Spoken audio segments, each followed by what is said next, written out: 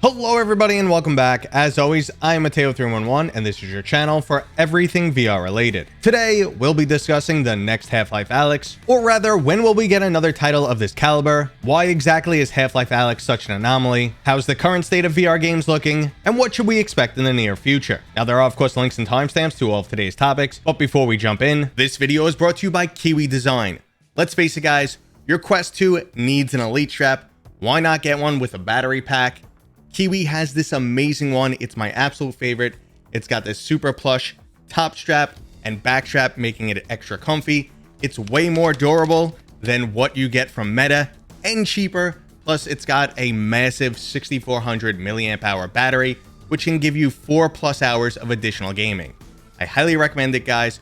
Go check out additional accessories from Kiwi Design. And don't forget to use discount code Mateo311 for 5% off and to help support my channel. Okay, so let's start things off with the fact that Half-Life Alyx is an anomaly. While some will claim this game is overhyped, many others regard it as the only true AAA VR title and the best that VR has to offer. I'm clearly in the latter group, and there are only a handful of other titles that even come close to Half-Life Alyx in terms of graphics, storytelling, production value, and gameplay. If you want to take anything away from this title, it's the fact that the mechanics aren't groundbreaking, but that's about it. Alyx is also one of the only VR games that you can watch a flat screen trailer, and it looks like a modern title, unlike other VR games that look like they're from a previous generation. So how exactly did Valve pull this off, and why has no one else been able to reproduce this in the past 3 years? Well, for starters, Valve has a combination of things that really no other studio has. Not only do they have a history of high-end and highly successful game development, but they also have extensive knowledge of VR technology. Many other AAA studios have stumbled when it comes to VR releases. Not only does the traditional development means not translate well into VR, there's also a lot of additional complexity. But an even larger factor that impacts VR game development is the extremely small player base, which translates into either low budgets or no profit. Unlike AAA titles on console or PC that can expect to sell tens of millions, when Half-Life Alyx released, there was only roughly 1 million PC VR players. The budget of a AAA title would be nearly impossible to recoup, let alone be profitable. So this left VR games in the hands of mostly indie developers and meta-funded titles. But Valve's position was even more unique because Half-Life Alyx was both a labor of love and a promotional tool. Valve makes the vast majority of their money by selling games through Steam. They've always used a portion of this money for experimental stuff, attempting to find ways to bring new players in. Historically, this was items like Big Picture Mode, Steam Link, and a controller that can substitute as a mouse. But the end goal is always the same: push tech further and bring more players in. At the time, VR was their biggest endeavor. So the development team got to work on their beloved Half-Life IP, and Valve showed us just how far we can push VR. In a way, this was similar to console launch exclusives, which are designed to sell new hardware. Now, you may be thinking this was an attempt to sell their Valve Index, but it was not an exclusive title. Valve went out of their way to make sure it worked on other headsets, and its main goal was to grow VR, which it did succeed at, nearly doubling the number of VR gamers overnight. But in truth, this wasn't enough. While the gamble itself was successful, it most likely wouldn't have been for any other studio. Now, eventually, both meta-funded and indie titles did get close to AAA quality, but it definitely wasn't the same. These contenders include Lone Echo 1 and 2, Medal of Honor Above and Beyond, Asgard's Wrath, and finally Stormland. If you could think of one I missed, feel free to let me know down in the comments. Lone Echo combined stunning graphics and a compelling storyline. Medal of Honor was a full-fledged title with both a single-player campaign and an array of separate multiplayer modes. Asgard's Wrath offered beautiful graphics, a 40-hour campaign, excellent mechanics, and the developers knew how to utilize VR to its fullest when it comes to storytelling. And finally, we had another strong showing from Stormland, as it utilized excellent mechanics on top of a compelling storyline. But while all of these games were great, none of them truly felt like a AAA game. Meta was trying to recapture Valve's magic by funding these already successful studios, but they couldn't quite cross the finish line. It's clear they were even willing to take a loss to help the VR community grow, but they quickly decided that hardware, rather than funding games, was the better route. So they poured money into developing and subsidizing a standalone VR headset, and now there are finally tens of millions of VR gamers out there. So with the player base no longer being an issue, where are all the AAA titles now? Well, the shift to standalone development brought with it a whole new set of limitations. Not only is it completely impossible to reach the same level of fidelity, but developers need to spend a lot more time on optimization, and trade-offs are frequently made. Unlike Half-Life Alyx or any other high-end PC VR title, footage of a Quest game looks like something that belongs to a much older console, and the closest the Quest 2 has to a AAA game is the VR remake of a 14-year-old title, Resident Evil 4. before. With projects being limited in scope and stripped down, developers leaned much more into casual titles, and a $60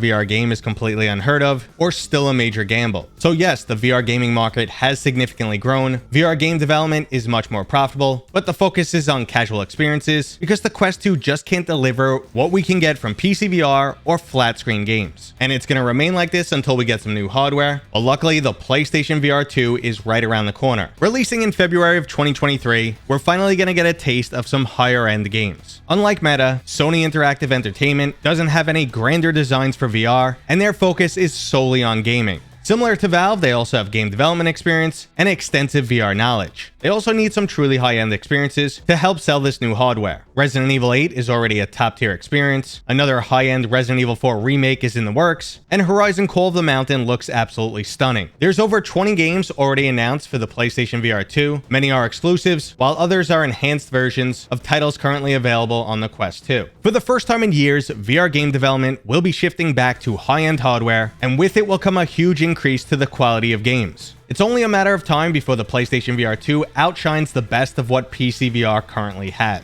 The age of AAA VR titles is coming, and I expect it to spill over into PC VR gaming. Even if the PlayStation VR 2 is highly successful, we can only expect a few million headsets out there. So it's very likely that these titles will eventually go cross-platform, leading to some great new PC VR titles, and they will eventually make their way onto standalone headsets. It definitely will not happen overnight, but between strides in optimization, developers having years of VR experience, and higher-end hardware, it's definitely going to happen. It's rumored that the Quest 3 has a significantly more powerful GPU, and we've been shocked many times in the past with titles we thought would never make it onto the Quest 2, but somehow developers managed to pull it off. This includes games like Saints and Sinners, Blade and Sorcery, and Bone Lab. While you might argue that these versions are inferior to their PC VR counterparts, they nonetheless carry the entirety of the game over. Keep in mind, Meta also acquired 9 major VR studios, and ByteDance is currently putting additional pressure on them with the Pico 4. So they are definitely incentivized to make their own high-end games. So we'll get PlayStation VR 2 ports on the Quest 3, remakes like Grand Theft Auto San Andreas, and Meta will fund their own high-end exclusives. I would 100% put money down on the fact that they are currently developing Asgard's Wrath 2, and it will be coming to standalone. Let's see if it gets announced as a Quest 3 launch title sometime next year. Now, with what's going on right now, we basically have a guarantee that high-end games are already coming, and we haven't even mentioned the stuff that Valve is working on. Not only do they have a new headset in development, but also some additional games. They have a goal of getting Half-Life Alyx to work on a standalone headset. And after seeing the support for flat to VR game mods, I wouldn't be surprised if they released VR versions of older titles like Portal, Half-Life, and even Team Fortress 2. I also expect them to work a lot closer with VR developers now, because the release of Half-Life Alyx was a double-edged sword. It was absolutely amazing, but made nearly every other VR title look like crap in comparison. Since they're releasing a new headset, they're going to want some great games on it, and the best way to do that is to lend a hand to other studios as needed. So basically the gist of this entire video is high quality games are definitely coming in 2023. Between the PlayStation VR 2, the Quest 3, the Valve Deckard, and studios now having years of development and optimization under their belt, the goods are absolutely coming, and I am pumped for the future of VR. But let me know your thoughts down in the comments. Am I being too optimistic? Will VR remain overly casual? Or is AAA coming in the near future? That was today's video. I hope you enjoyed it. If you did, go ahead and give it a thumbs up. If you're new here, consider subscribing. And as always, I'll see you guys on next time.